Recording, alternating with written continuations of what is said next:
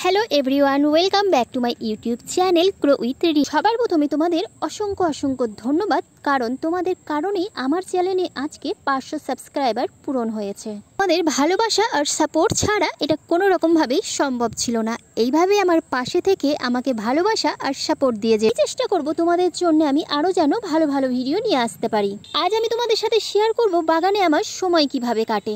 আসলে যারা গাছ ভালোবাসে তারা গাছ দেখা মাত্র কিন্তু তাদের মুখে হাসি ফোটে।